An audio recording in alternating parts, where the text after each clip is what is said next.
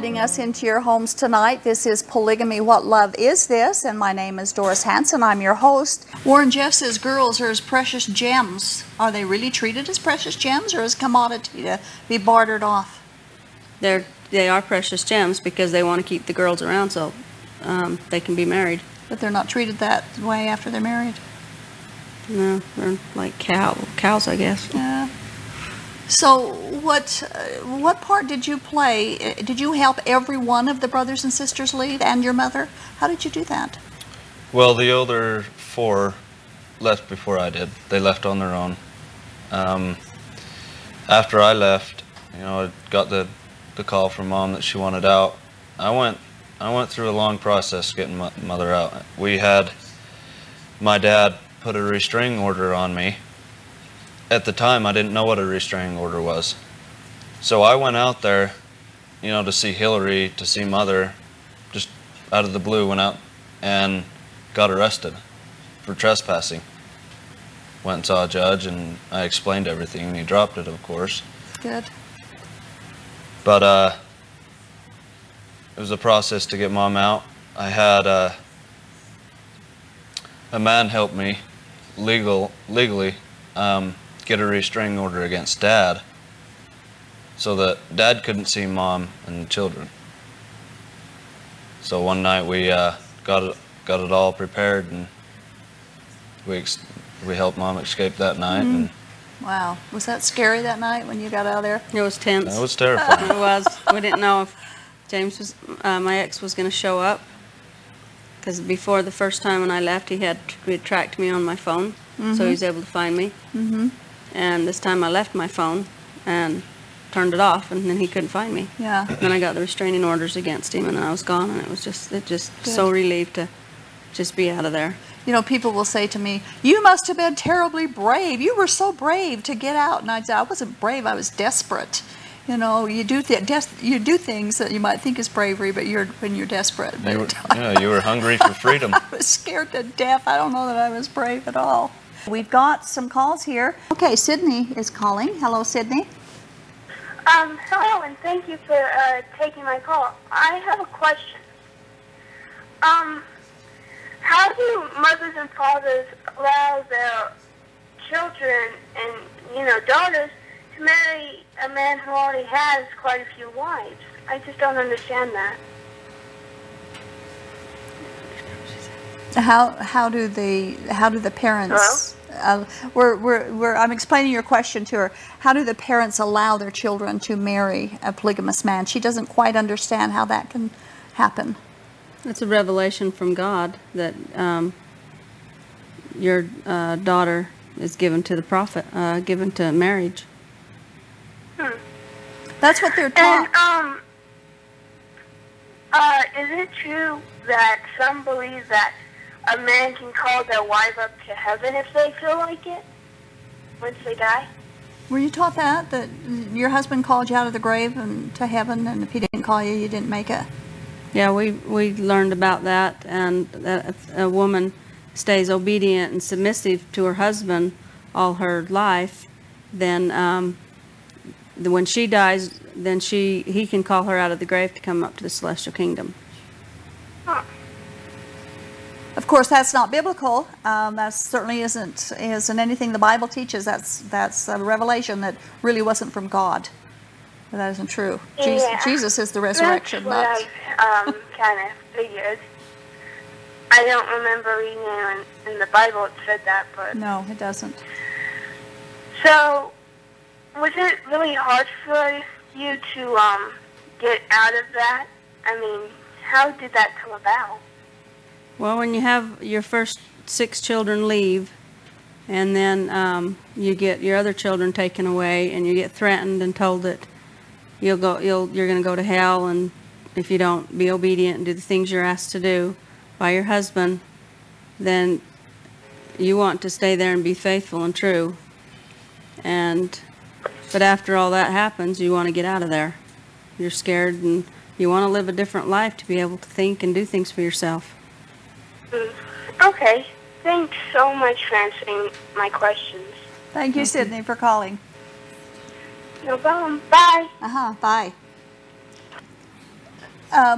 Joel, we were talking the other day about basics of this, and the idea came up. I thought of this as we talked about Carolyn's book, of waterboarding. And you actually saw that water torture. You said you did while you were in the group. Is that correct? I don't remember talking about that, where the water was thrown in the baby's face when it cried.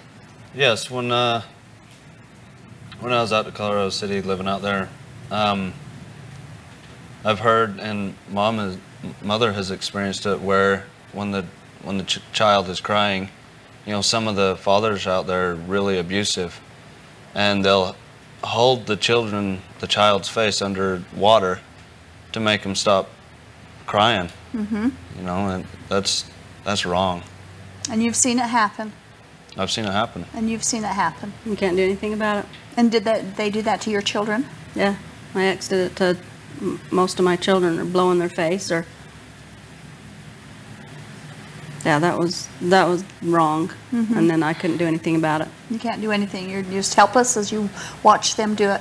And a lot of people say, "How can the mothers do that? The mothers should. How can they?" But we don't. You don't have any control. The women have absolutely no power at all. And you're not supposed to feel sorry for them. Yeah. And have them come and run to you and say, "Daddy did this and Daddy did that." You're just like, well, you weren't obedient. You were naughty. So, and they're 9 months old. That's. Yeah. Well, my little brother was also, that happened to him. And I was so young, I didn't know what was going on. Joe, were you groomed to become a polygamist man when you grew up at all?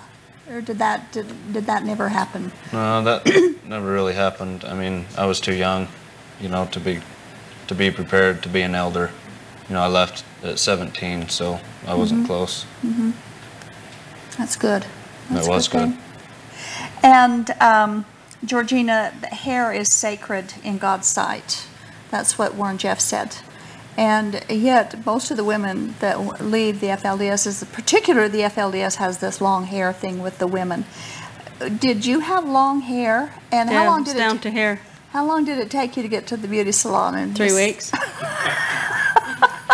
3 weeks, and I got it all cut off, and it was down here longer, but then I was starting to get a little bit shorter. Then you just graduated a little shorter from there. Were you scared to have it cut, or were you excited? No, I loved it. I was just like, wow, this is a new thing. Did you ever regret cutting it? No. I never forget it. It's very pretty. Very pretty. It's easier to take care of, too, yeah, isn't it? It's interesting, some of the things that, the fear that they put into you, they just put fear. And, you know, one of the wonderful things I found when I started studying the Bible is that God is love, and perfect love casts out fear. We're not supposed to live in fear. That isn't the way God meant us to live at all.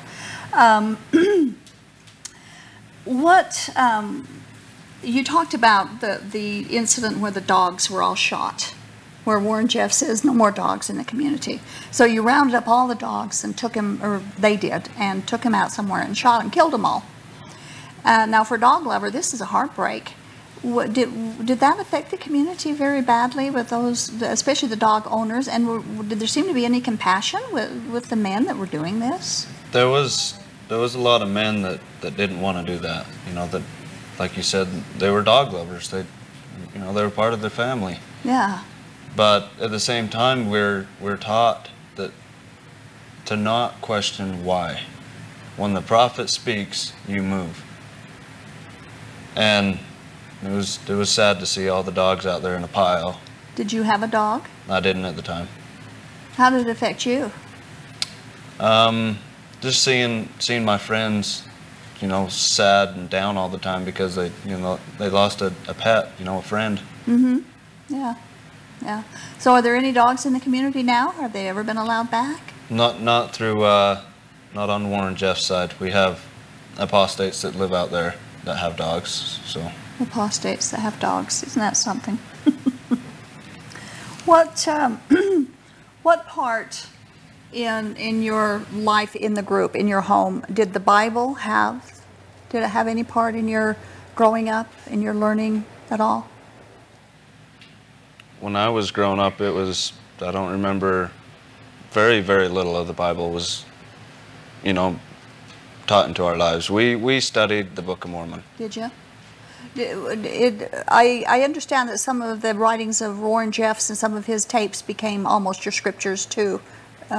Yes. Is that true? Yes. At the end, before I left 6 years ago, that's all we studied was Warren's teachings. You know, whatever he made up, whatever visions and that he had, you know, that's what the people followed. Did you believe him? Did you believe that he was a prophet? I did for a while. I mean, yeah, he was such a good person, and then when things started changing and people being reassigned and all the things that we used to do as families were all taken away from us, and a lot of people would question it.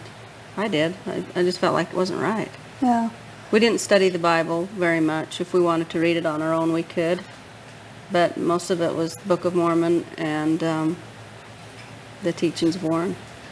One lady told me that they were instructed to throw their Bibles out at one point, and so a lot of them did. That they weren't even allowed, so that would have been a change. And did you think Warren Jeffs was a prophet? At the time, yes. Were you afraid of him? Were you in awe of him? You could say I was afraid, because if I would have done anything wrong, you know, he would have been able to kick me out. So, you know, growing up as a teenager, I looked up to him as, you know, a descendant from God. Yeah, yeah. Well,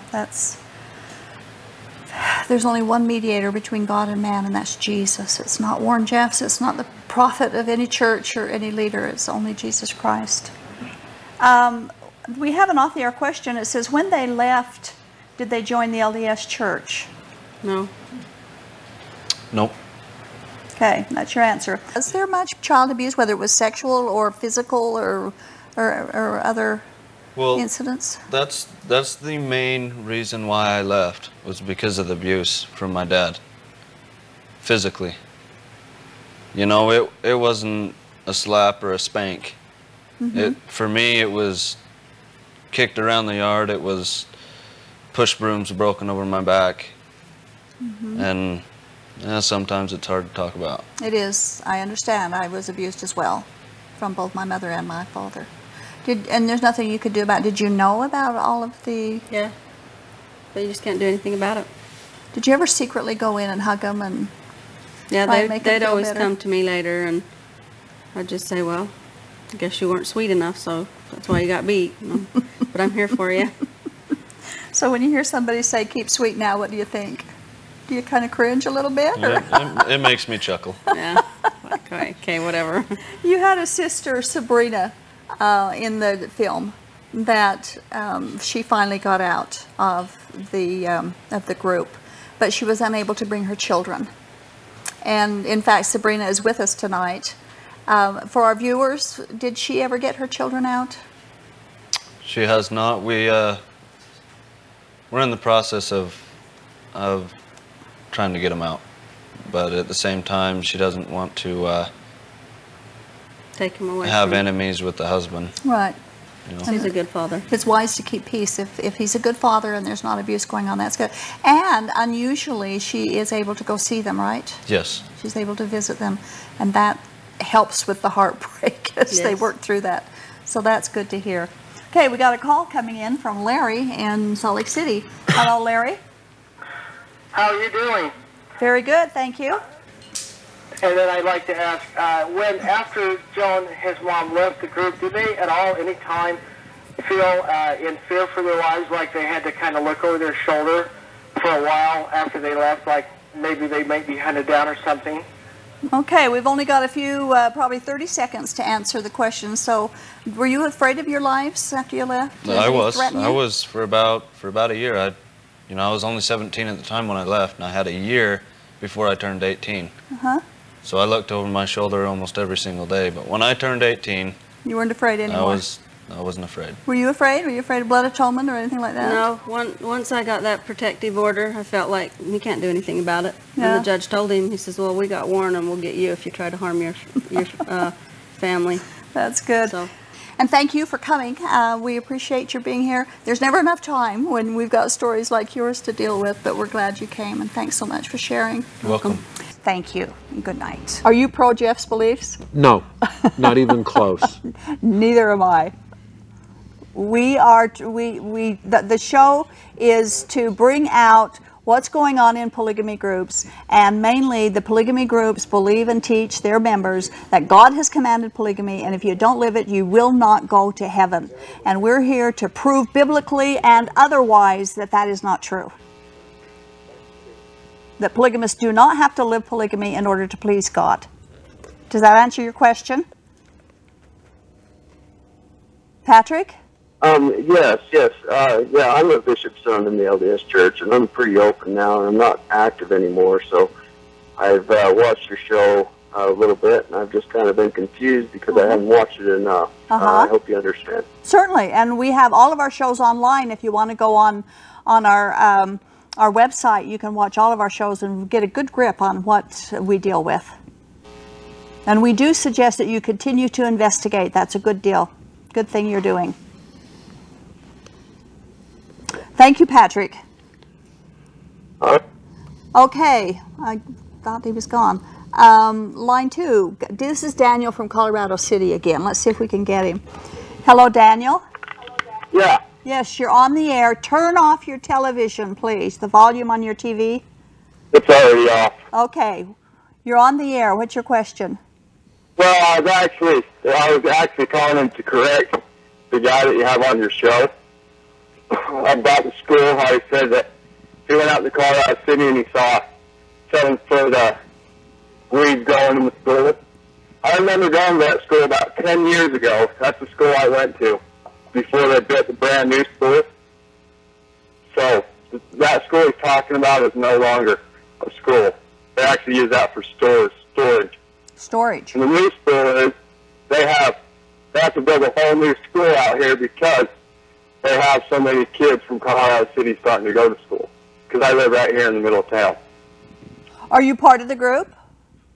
Do you belong to the FLDS group, or are you outside of it? No, my father, he was a part of it. Uh-huh. And we got out of it. But I've lived here my whole life. So they're starting to go to school down there now, huh? That's good. Oh, yeah, they've been going for a couple of years. They're going to have to build a whole new school because they're getting so many kids. They're getting to be 100 kids in each grade, if not more. Well, that's good. Glad to hear that that's actually happening. So I wanted to correct him on that, and I wanted to correct him on when he said the houses out here aren't very nice.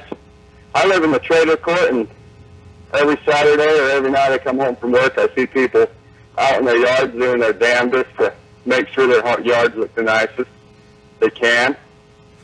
You know, Colorado City, yeah, we might have a couple wackos out here, but there is a lot of good people that's lived out here. Well, we haven't said that the people aren't good, Daniel, but there has been some property neglect there for sure, and that's all he was referring to. You go anywhere, you go to Salt Lake, you go, St. George, and you go everywhere you go. There's people's properties are weeds growing, and it's not here; it's just in Colorado City. Well, I don't believe that's what we said. There's a lot of homes that are worth a couple $1 million around here. Oh, for sure. Have nice. Oh, of course. People have nice yards. Of course there are, but there are also an awful lot of homes that remain unfinished. We've seen some. Have you never seen that? Have you never seen that in Salt Lake? A home that's never been finished and people living in it. Daniel, our guest was answering your question. Would you like to listen to him? Sure. I was just saying that we've seen an awful lot of the homes down there that are unfinished without windows or doors, or without walls up on the garages. Or yeah, there's homes that are sitting there with no windows and doors, but no one's living in there. Of course there is. Well, but the homes people do live in, yeah, maybe the outside's not finished, but you go inside, they got really nice homes. People out here, there's a lot of really good people out here. Well, I'm glad to hear that, Daniel. And again, Daniel, we weren't saying that the people weren't good people. We haven't said that at all. We were talking about the problem. Yeah, so thank you for your call. You did. I just wanted to call out and let your viewers, people are watching you. Okay. Really thank you, Daniel. What goes on out here. Thank you. Because I live right here in the middle of the trailer court in the middle of town. Thank you, Daniel, for your call. And to clarify again, you weren't saying that everything out there was bad and disrepair. No, but there are a number of homes that, as you drive through the community, that are unfinished, where the doors aren't on, windows aren't on, and the you garages know why aren't they did complete. that was because if it wasn't fully finished, they didn't have to pay property taxes. Right, and so that's what I was making a reference to. You know, we took pictures. We've got photos of the homes. Yeah. You know, we've seen them. So, and the school. Well, I'm glad that they're going back to Well, school. I hope that's true, that they're going back and it's going to be a permanent thing for sure. Okay, Connie calling from Tooele. Hello, Connie. Yes. Yes, Connie, you're on the air. Yes, it's Connie. Yes, you're on the air, Connie. Hey, my question is, what percentage of the polygamous wives are on welfare, and do any of them work outside the home to help bring in finance money? Well, that depends on the polygamy group. I don't think there is a percentage. Do you know of any statistics on that? I haven't seen a number. I do know that we looked up one time the average income out in Hilldale, Utah, and it was at 0 annual income. They weren't reporting somewhere. They weren't reporting very much. No. It would be interesting to have the statistics on how much of the food stamps, welfare, and WIC and medical all is attributed to the polygamous communities. It would be very interesting. It's a little difficult because it doesn't really break down by which group they are. It's county-wide, so it's hard to break it down by specific community. And you know, it's not just the FLDS. The other polygamy groups also bleed the beast. That's part of what they do. It's part of what they do, and you know, as we mentioned, an average, say you have an average polygamous family in the community, 5 wives, 5 kids each, we're talking at more than $13,000 a month that's going into that family. Just one family, $13,000 a month with that, yes. With government help. Government assistance, wow, yes. Okay. Okay, Connie, does that answer your question?